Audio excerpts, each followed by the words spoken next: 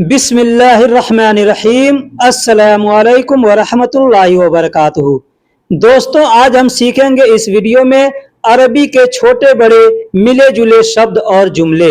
जैसे आज को अरबी में अल यौम कहते हैं। आज को अरबी में अल यौम कहते हैं। कहना होगा आज इतवार है। आज इतवार है कहेंगे फी अल यौम अल अहद। फी अल यौम अल अहद यानी आज इतवार है। आज को अरबी में अल यौम कहते हैं और इतवार को अरबी में अल अहद कहते हैं। इतवार को अरबी में अल अहद कहते हैं।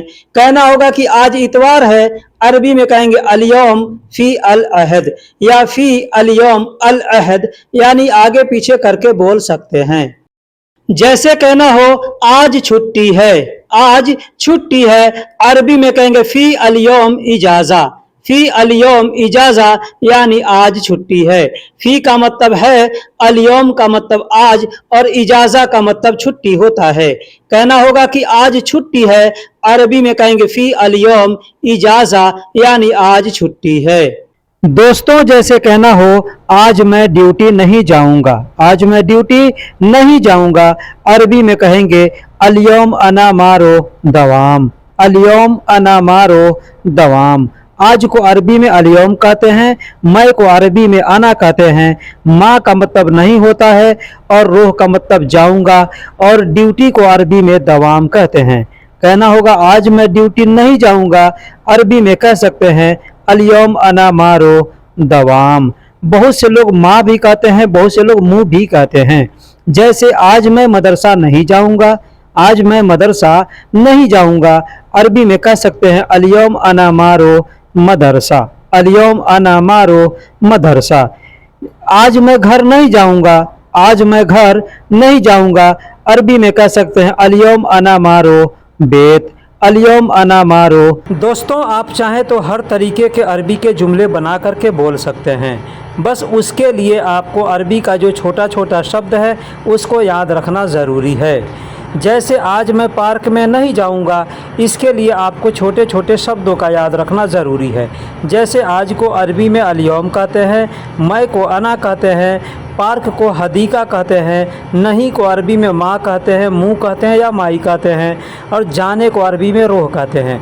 कहना होगा आज मैं पार्क में नहीं जाऊंगा, अरबी में कह सकते हैं अल यौम अना माई रो हदीका या अल यौम अना मुँह रो हदीका। अरबी में कह सकते हैं अल यौम अना मारो हदीका। यानी हर तरीके से आप चाहें तो बोल सकते हैं। बस उसके लिए ज़रूरी है कि आप अरबी के छोटे छोटे शब्दों को याद रखें। दोस्तों, भेजो को अरबी में वद्दी कहते हैं। भेजने को अरबी में वद्दी कहते हैं। कोई भी चीज़ भेजना है, ट्रांसफ़र करना है, तो अरबी में कहते हैं वद्दी। वद्दी यानी भेजना या ट्रांसफ़र करना। जैसे कहना होगा अभी एक फ़ोटो भेजो। अभी एक फ़ोटो भेजो, अलहीन वद्दी वाहिद सूरा यानी अभी एक फ़ोटो भेजो। अभी को अरबी में अलहीन कहते हैं और एक को अरबी में वाहिद कहते हैं और भेजने को अरबी में वद्दी कहते हैं। कहना होगा कि अभी एक फ़ोटो भेजो, अरबी में कह सकते हैं अलहीन वद्दी सूरा। अलहीन वद्दी सूरा यानी अभी एक फ़ोटो भेजो। जैसे कहना होगा कि मैसेज भेजो। मैसेज भेजो, कहेंगे वद्दी रिसाला। वद्दी रिसाला यानी मैसेज भेजो। मैसेज को अरबी में रिसाला कहते हैं और भेजने को अरबी में वद्दी कहते हैं। कहना होगा मैसेज भेजो, कहेंगे वद्दी रिसाला यानी मैसेज भेजो। कहना होगा कि पैसा भेजने जा रहा हूँ। पैसा भेजने जा रहा हूँ, अरबी में कहेंगे अनारो वद्दी फुलूस। अनारो वद्दी फुलूस यानी मैं पैसे भेजने जा रहा हूँ। अना का मतलब मैं, रो का मतलब जा रहा हूँ, वद्दी का मतलब भेजने और फुलूस का मतलब पैसा होता है। कहना होगा मैं पैसे भेजने जा रहा हूँ, कहेंगे अनारो वद्दी फुलूस यानी मैं पैसे भेजने जा रहा हूँ।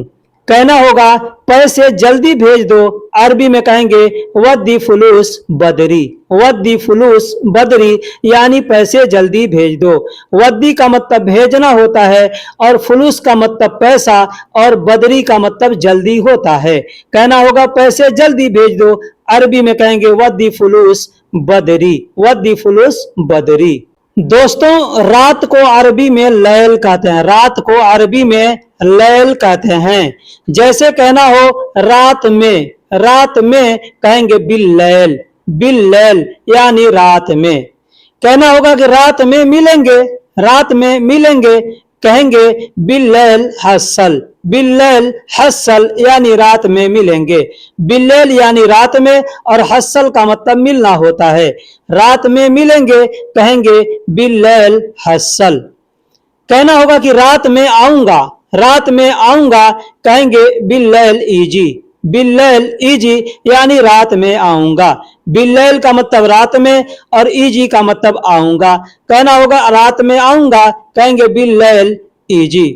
तुम रात को जाना, अगर कहना होगा तुम रात को जाना अरबी में कहेंगे अंतरो बिल्लैल, अंतरो बिल्लैल यानी तुम रात को जाना। तुम को अरबी में अंता कहते हैं और बिल्लैल यानी रात में या रात को कहना होगा तो कहेंगे बिल्लैल, और जाने को अरबी में रोह कहते हैं। कहना होगा कि तुम रात को जाना अरबी में कहेंगे अंतरो बिल्लैल, अंतरो बिल्लैल। मेरी ड्यूटी आज रात में है, मेरी ड्यूटी आज रात में है अगर कहना होगा कहेंगे फी दवामी अलियोम बिल्लैल, फी दवामी अलियोम बिल्लैल यानी मेरी ड्यूटी आज रात में है। फी का मतलब है, दवामी का मतलब मेरी ड्यूटी, बिल्लैल यानी रात में, अलियोम यानी आज। कहना होगा मेरी ड्यूटी आज रात में है अरबी में कहेंगे फी दवामी अलियोम बिल्लैल। फेंकने को अरबी में गत कहते हैं, फेंकने को अरबी में गत कहते हैं। गत, गत का मतलब फेंकना होता है। जैसे कहना होगा बाहर फेंक दो, बाहर फेंक दो कहेंगे गत बर्रा, गत बर्रा यानी बाहर फेंक दो। गत का मतलब फेंकना और बर्रा का मतलब बाहर होता है। कहना होगा कि बाहर फेंक दो कहेंगे गत बर्रा यानी बाहर फेंक दो। टुकड़ा को अरबी में गित्ता कहते हैं, टुकड़ा को अरबी में गित्ता कहते हैं। यहाँ पे ध्यान दीजिएगा कि मिला जुला शब्द है। पहले मैंने बताया गत, गत का मतलब फेंकना होता है और दूसरा शब्द बतला रहा हूं गित्ता, गित्ता का मतलब टुकड़ा होता है। जैसे कहना हो कि इसे टुकड़े टुकड़े कर दो, इसे टुकड़े टुकड़े कर दो अरबी में कहेंगे सविहादा गित्ता गित्ता, सविहादा गित्ता गित्ता यानी इसे टुकड़े टुकड़े कर दो। अब यहाँ पे एक चीज ध्यान दीजिएगा कि काटना हो अगर वहां पर भी कहेंगे गित्ता, यानी काटने को भी गित्ता कहते हैं और टुकड़े को भी गित्ता कहते हैं। जैसे आप समझ लीजिए कोई चीज अगर काटेंगे नहीं तो टुकड़ा कैसे होगा, तो काटेंगे तभी टुकड़ा होगा, इसलिए काटने को गित्ता कहते हैं और टुकड़े को भी गित्ता कहते हैं। वैसे काटने को अरबी में गस कहते हैं, काटने को अरबी में गस कहते हैं। जैसे कहना होगा इसे काट दो, इसे काट दो कहेंगे हादा गस्सी, हादा गस्सी या हादा गस यानी इसे काट दो। हादा का मतलब यह होता है, गस या गस्सी का मतलब काटना होता है। जैसे कहना हो बाल काटना है, बाल काटना है कहेंगे गस सार, गस सार। गस का मतलब काटना होता है और सार का मतलब बाल होता है। तो गस सार यानी बाल काटना है, गस सार यानी बाल काटना है। पाइप काटना है कहेंगे गस मसूरा, गस मसूरा यानी पाइप काटना है। गस का मतलब काटना होता है और मसूरा का मतलब पाइप होता है। पाइप काटना है कहेंगे गस मसूरा यानी पाइप काटना है। कपड़े काटना है, कपड़े काटना है कहेंगे गस गुमास, गस गुमास यानी कपड़े काटना है। गस का मतलब काटना होता है और गुमास का मतलब कपड़ा होता है। अब यहाँ पे जो भी चीज काटना हो उसको आप बोल सकते हैं। जैसे कहना होगा कि लोहे की पाइप काट दो, लोहे की पाइप काट दो कहेंगे गस हदीद मसूरा, गस हदीद मसूरा यानी लोहे की पाइप काट दो। काटने को गस कहते हैं और लोहे की पाइप को अरबी में हदीद मसूरा कहते हैं। लोहा को हदीद कहते हैं और पाइप को अरबी में मसूरा कहते हैं। कहना होगा कि लोहे की पाइप काट दो अरबी में कहेंगे गस हदीद मसूरा। अगर कहना हो प्लास्टिक की पाइप काट दो, यहाँ पे ध्यान दीजिएगा लोहे की पाइप को हदीद मसूरा कहते हैं और प्लास्टिक के पाइप को लेई मसूरा कहते हैं। कहना होगा कि प्लास्टिक का पाइप काट दो अरबी में कहेंगे गस लेई मसूरा, गस ले मसूरा यानी प्लास्टिक का पाइप काट दो। कहना होगा यहां से काटो, यहां से काटो, कहेंगे गस हीना, गस हीना, यहां से काटो, गस यानी काटना और हीना का मतलब यहां। कहना होगा कि यहां से काटो, कहेंगे गस हीना, गस हीना यानी यहां से काटो। कहना होगा वहां से काटो, वहां से काटो, कहेंगे गस मिन हुनाक, गस मिन हुनाक। गस का मतलब काटो, मिन का मतलब से और हुनाक का मतलब वहां या उधर होता है। कहना होगा कि वहां से काटो, कह सकते हैं गस मिन हुनाक।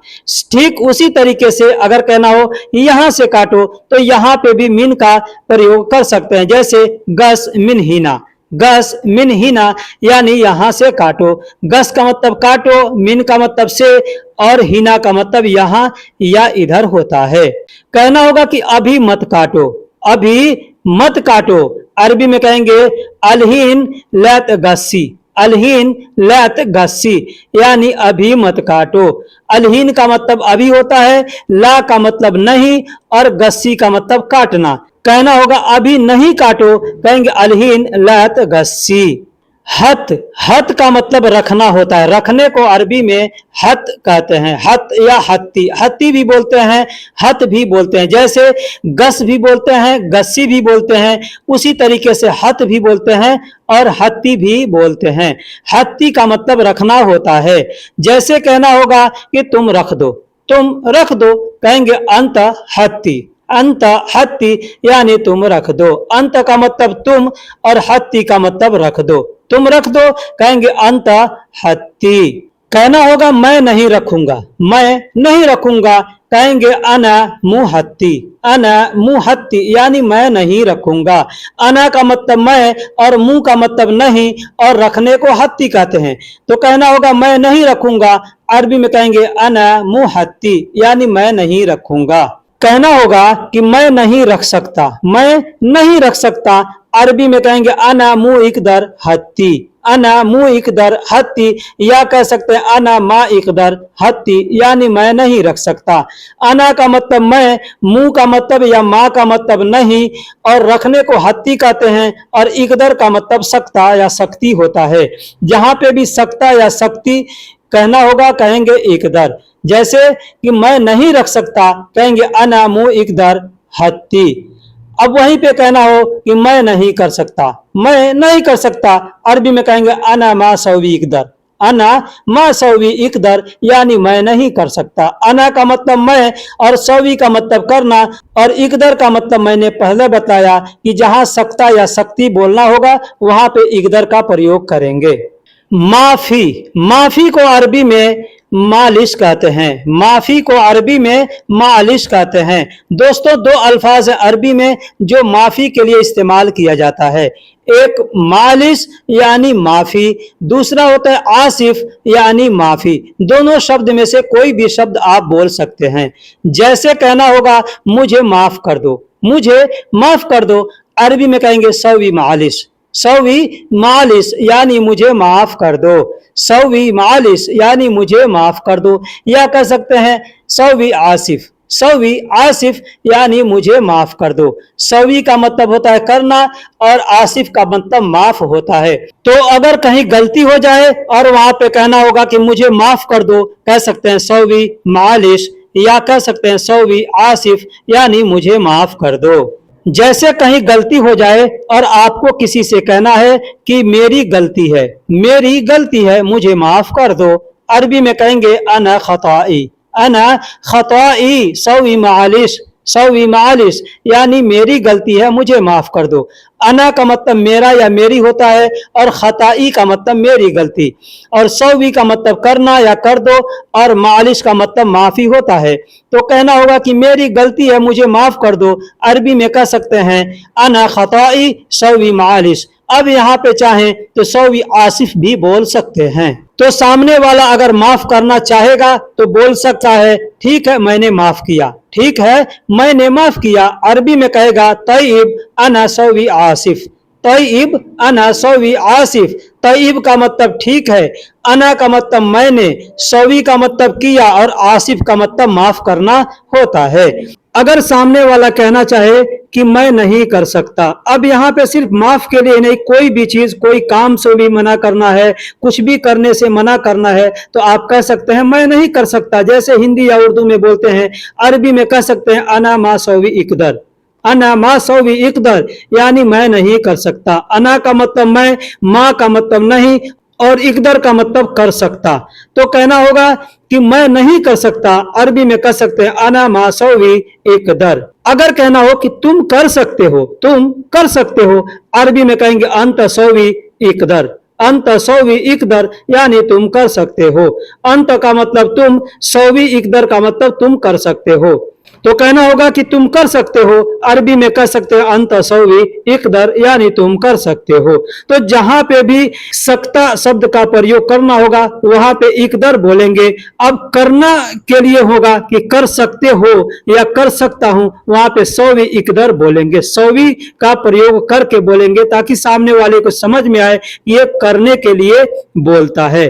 ठीक है, जैसे आदमी कहता है ना, कर सकता, हो सकता, जा सकता, खा सकता, आ सकता, तो ये जितने अल्फाज आ रहे हैं कि आना, खाना, जाना, करना, ये सब के लिए अलग अलग सेंटेंस होते हैं। तो इन शब्दों का प्रयोग कर करके बोल सकते हैं। जैसे कर सकता तो बोलेंगे सौवी इकदर, सौवी इकदर यानी कर सकता। जा सकता बोलेंगे रोह इकदर, रोह इकदर यानी जा सकता। आ सकता कहेंगे इजी इकदर, इजी इकदर यानी आ सकता। तो जहां पे भी ऐसे बोलना हो वहां पे आप इस्तेमाल करके शब्दों को बोल सकते हैं। शुक्रिया को अरबी में शुक्रान कहते हैं, शुक्रिया को अरबी में शुक्रान कहते हैं। जैसे कोई भी आदमी कोई काम करता है और सामने वाला आता है कहता है शुक्रान, शुक्रान, हिंदी में हम लोग कहते हैं शुक्रिया, शुक्रिया, अरबी में कहेंगे शुक्रान, शुक्रान यानी शुक्रिया। जैसे कोई आदमी आता है कोई काम का शुक्रिया देता है तो साथ में और भी सेंटेंस जोड़कर बोलता है। जैसे कहता है शुक्रान जज़ाकल्लाह, शुक्रान जज़ाकल्लाह यानी शुक्रिया, अल्लाह आपको इसका जजा दे, अल्लाह आपको इसका बदला दे। तो जब आदमी कहता है शुक्रान जज़ाकल्लाह तो सामने वाले को कहना चाहिए अफवन, अफवन यानी यू वेलकम। इंग्लिश में जैसे कहते हैं थैंक यू तो सामने वाला कहता है यू वेलकम, उसी तरीके से अरबी में कहते हैं शुक्रान तो सामने वाले को कहना चाहिए अफवन, अफवन यानी यू वेलकम, यानी तुम्हारा आना अच्छा हो या तुम अच्छे हो, इसका मतलब ये होता है। दोस्तों, गोश्त को अरबी में लहम कहते हैं, गोश्त को अरबी में लहम कहते हैं। इसी से मिलता जुलता एक अल्फाज है लहाम, लहाम, सिर्फ इसमें अलिफ का प्रयोग किया गया है, बाकी कुछ नहीं है, अल्फाज सेम सेम, हर्फ उसके अंदर वही हैं। तो लहम का मतलब गोश्त होता है और लहाम का मतलब वेल्डिंग होता है। जो इलेक्ट्रिक वेल्डिंग करते हैं लोहे को जोड़ने के लिए, उसको अरबी में लहाम कहते हैं। दूसरा शब्द है हदीद, हदीद का मतलब लोहा होता है, मैंने पीछे बतलाया, हदीद का मतलब लोहा होता है। और लोहा का जो काम करने वाला होता है उसको हम लोग लोहार कहते हैं, अरबी में उसको हद्दाद कहते हैं, उसको अरबी में हद्दाद कहते हैं, हद्दाद का मतलब लोहार होता है। दोस्तों, लकड़ी को अरबी में खसब कहते हैं, लकड़ी को अरबी में खसब कहते हैं, लकड़ी को अरबी में खसब कहते हैं। और लकड़ी का काम करने वाला जो होता है उसको नज्जार कहते हैं। लकड़ी का जो काम करता है हम लोग अपने देश के अंदर उसको कारपेंटर कहते हैं या बढ़ई कहते हैं, अरबी में उसको नज्जार कहते हैं, अरबी में उसको नज्जार कहते हैं। इसी से मिलता जुलता एक शब्द है जो सुनने में या बोलने में एक जैसा होता है, हालांकि लिखने में अलग होता है। अरबी जब लिखेंगे तो अलग आएगा, लेकिन बोलने में, आवाज आने में एक होता है, उसको कहते हैं नजारा, नजारा, नजारा का मतलब चश्मा होता है, जो चश्मा आदमी पहनता है उसको अरबी में नजारा कहते हैं। और नजर का मतलब आंख होता है, नजर का मतलब आंख होता है, देखना होता है, नजर का मतलब देखना होता है। आंख को अरबी में ऐन कहते हैं, एक आंख को अरबी में ऐन कहते हैं और दोनों आंखों को अरबी में आयून कहते हैं। और देखने को अरबी में नजर कहते हैं, देखने को अरबी में नजर कहते हैं। जैसे कहना होगा देखो, देखो कहेंगे उन्जुर, उन्जुर यानी देखो। कैसे देखूं, कैसे देखूं कहेंगे कैफ अंजुर, कैफ अंजुर यानी कैसे देखूं। कैफ का मतलब कैसे और अंजुर या उंजुर का मतलब देखना होता है। तो कहना होगा कि कैसे देखूं, कहेंगे कैफ उंजुर, कैफ उंजुर यानी कैसे देखूं। तुम देखो, अगर कहना होगा तुम देखो, कहेंगे अंता उंजुर, अंता उंजुर यानी तुम देखो। दूसरा शब्द है देखने के लिए शूफ। शूफ का मतलब देखना होता है। जैसे कहना होगा देखो, कहेंगे शूफ, शूफ यानी देखो। अगर कहना होगा तुम देखो, अरबी में कहेंगे अंत शूफ, अंत शूफ यानी तुम देखो। अंत का मतलब तुम होता है और शूफ का मतलब देखना होता है। कहना होगा कि मैंने देखा, कहेंगे अना शुफ्त, अना शुफ्त यानी मैंने देखा। अना का मतलब मैं या मैंने और शुफ का मतलब देखना। आखिरी में हमने तो का प्रयोग किया जिसका मतलब होता है था, थे, थी। कहेंगे मैंने देखा, कहेंगे अना शुफ्त यानी मैंने देखा। तुमने कब देखा, तुमने कब देखा, तो अरबी में कहेंगे अंत मिता शुफ्त, अंत मिता शुफ्त यानी तुमने कब देखा। अंत का मतलब तुम या तुमने, मिता का मतलब कब और शुफ्त का मतलब देखा या देखा था। मैंने पीछे बताया कि तो का मतलब था, थे, थी होता है। तो शुफ कहेंगे अगर अंत मिता शुफ कहेंगे तो मतलब हो गया कि तुम कब देखोगे। अगर कहेंगे अंत मिता शुफ, यहाँ पे ध्यान दीजिएगा, अगर कहेंगे कि अंत मिता शुफ इसका मतलब होगा तुम कब देखोगे, तुम कब देखोगे। लेकिन कहना होगा कि तुमने कब देखा या तुमने कब देखा था, तो अरबी में कहेंगे अंत मिता शुफ्त यानी शुफ के बाद तो का प्रयोग कर देंगे। मतलब हो गया था, थे, थी। तो तुमने कब देखा था या तुमने कब देखा, अरबी में इसका मतलब हो गया कि अंत मिता शुफ्त। अगर कहना हो मैंने अभी अभी देखा था, मैंने अभी अभी देखा था, अरबी में कहेंगे अना हलियान शुफ्त, अना हलियान शुफ्त यानी मैंने अभी अभी देखा था। मैं या मैंने को अरबी में अना कहते हैं, अभी अभी को अरबी में हलियान कहते हैं और देखा था को अरबी में शुफ्त कहते हैं। शुफ का मतलब देखा और इसमें तो का प्रयोग करेंगे, मतलब था, थे, थी यानी देखा था। शुफ्त यानी देखा था। मैंने अभी अभी देखा था, अरबी में कह सकते हैं अना हलियान शुफ्त। मुझे पता नहीं, मुझे पता नहीं, अगर कहना हो मुझे पता नहीं, अरबी में कहेंगे अना मा आरफ, अना मा आरफ यानी मुझे पता नहीं। या कह सकते हैं अना मा अदरी, अना मा अदरी यानी मुझे पता नहीं या मैं जानता नहीं। अना का मतलब मैं और आरफ का मतलब पता होता है, मा का मतलब नहीं। अगर कहना हो मुझे पता नहीं, अरबी में कहेंगे अना मा आरफ। या कह सकते हैं अना मा अदरी। तो दोस्तों वीडियो कैसी लगी आप हमें कमेंट में अपनी राय जरूर दें। फिर मिलेंगे अगले वीडियो में, तब तक के लिए अल्लाह हाफिज, सलाम अलैकुम।